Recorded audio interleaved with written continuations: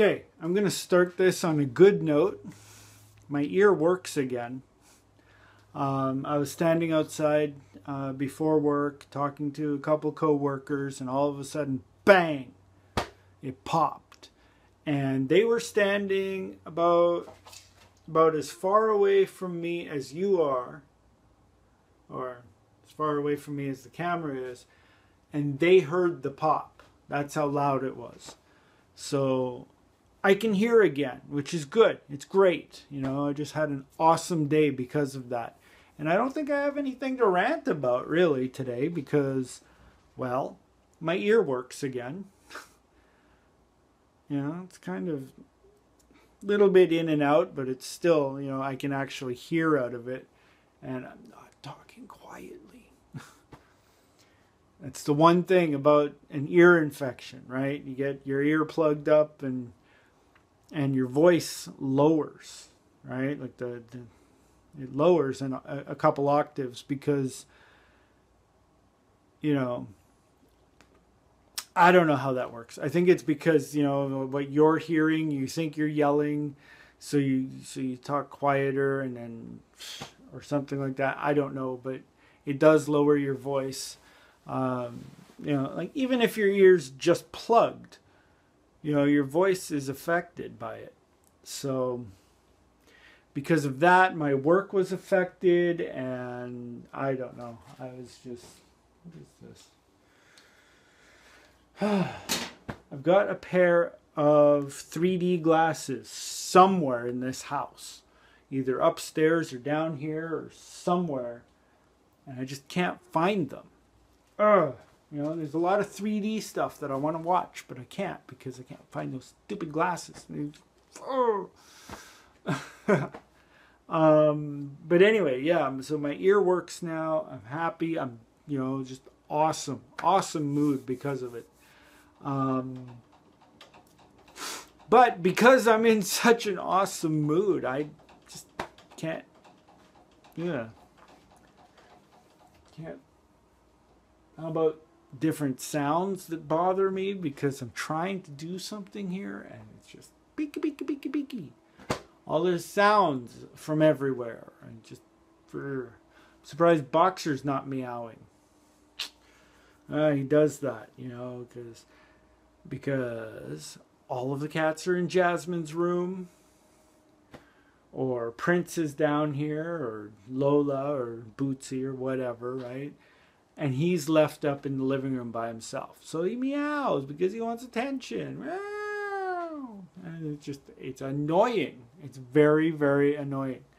But, you know, he's my cat and I love him. Yep.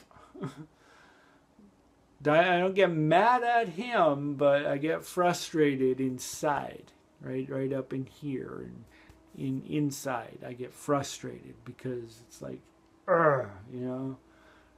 And most of the time I'm busy doing something else, so I can't just jump up and go upstairs and see what he wants. Most of the time he just wants somebody with him.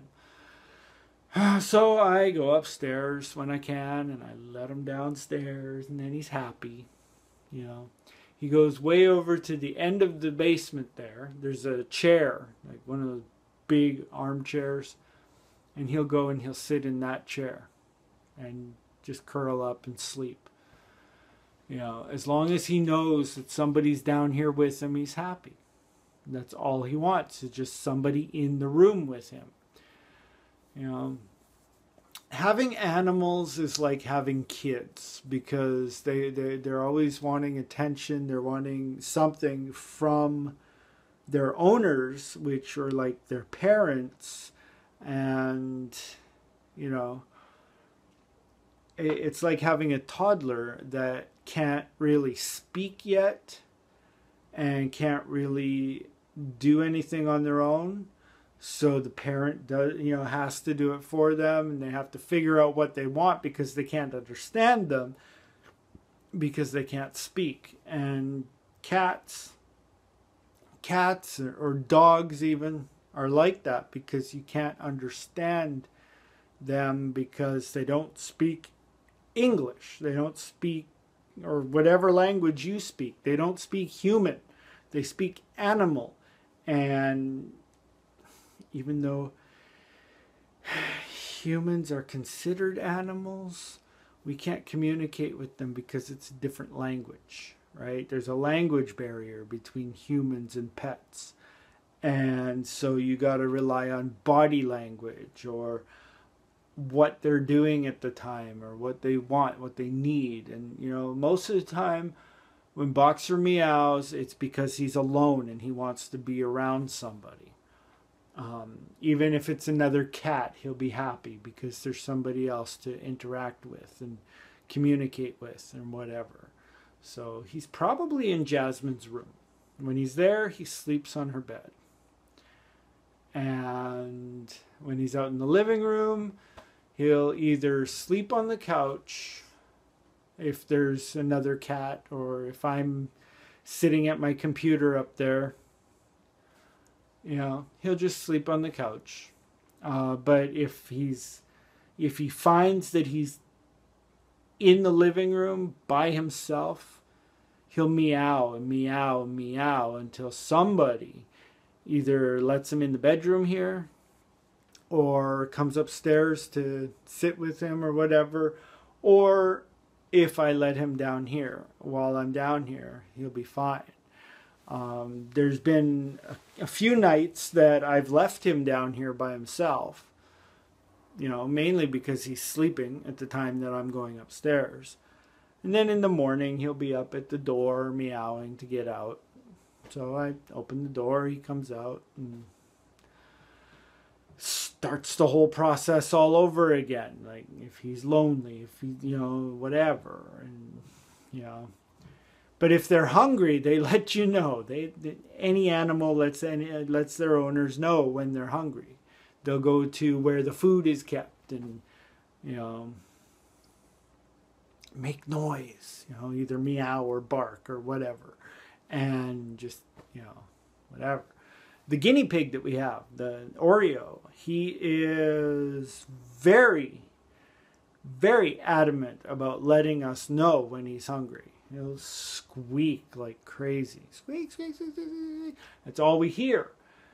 And it's like, you know, like, you know, that right there is frustrating, because sometimes it's like right in the middle of the night while we're sleeping. Of course, Jasmine sleeps in her bedroom, and I'm like way in the back room now, so I don't even hear anything. But with her, she's sleeping. All of a sudden, he starts squeaking in the middle of the night, wakes her up. She's got to get up, feed him, and then sometimes she can't get back to sleep. So it's like, it's frustrating to say the least. I mean, there's a few times, you know, I was sleeping in the living room all winter because my bedroom is too cold to sleep in. And he'll squeak in the middle of the night. That'll wake me up, and then I can't get back to sleep. And, you know, of course, I got to get up early in the morning. It's like, oh, frustrating. Frustrating. Very frustrating. Animals can be frustrating. That's all I got to say about that. That they can be frustrating. Yeah. I'm just waiting for her to come in there. Nope. Nope. But yeah, it's frustrating to have animals, but at the same time, you gotta love them because they're your pets. And, you know, I've had cats all my life, right? Like, everywhere that I've lived, I've had a cat. So I would basically be lost if I didn't own a cat, because, you know, you got to have that interaction, you know, especially if you're living by yourself, right? You know, you got to have that pet. You got to have something keep you occupied, keep you company. Yeah.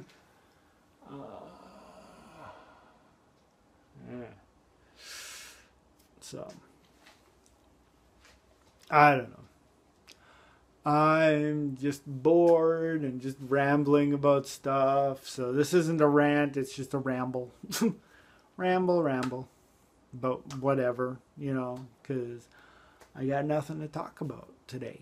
So I just talked about my pets and yeah. Yeah. So when Jasmine moves out, she's leaving the cats. So that's good. I'll have company. Yay. She might take one with her. It's understandable. They are hers. So. And a couple months ago, I was looking up in the ceiling here for a way to reroute the internet into her room, because that's when, you know, when she had her computer before she got her laptop. And I found this. 22 caliber bullets in the basement. Yeah, see? Most of them are gone, but bullets, actual bullets. Not sure what to do with these, but they're here. They're here. And they were here, obviously, since before we moved in here. And we moved in here over 6 years ago. So they've been sitting up here in the ceiling of the basement for at least 6 years. So I don't know who they belonged to before we moved in, but I cannot find any kind of weapons that those bullets would go to. So that's good. There's no weapons in here, there's just bullets. I don't know what to do with them. I don't know how to dispose of them properly or anything. So if you have any suggestions about what I can do with those bullets, who I can give them to, like the police or some kind of firearms specialist or whatever, just to dispose of them, please let me know in the comments, because it's kind of bothering me having those here, just knowing that they're there. And honestly, I wish I never found them, because that's just not my style, to have weapons of any sort, you know.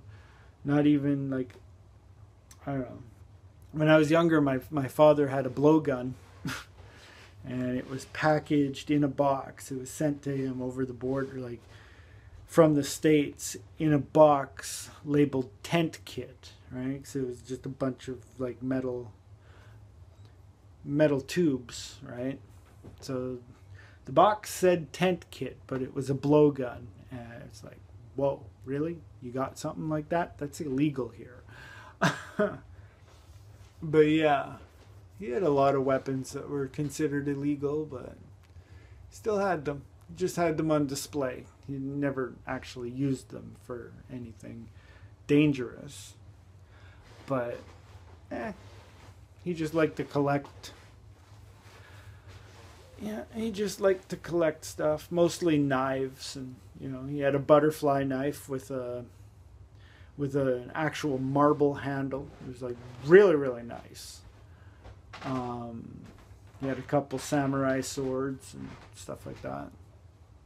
No idea. I think my sister got them when he passed. I got his computer. Yay. Because, you know, I'm the computer guy in the family. But anyway, I've rambled your ear off way too much.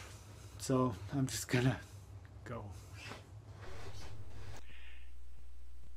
If you enjoyed what you just watched, please hit the like button below, subscribe to this channel, share this around with all of your friends, and take it easy.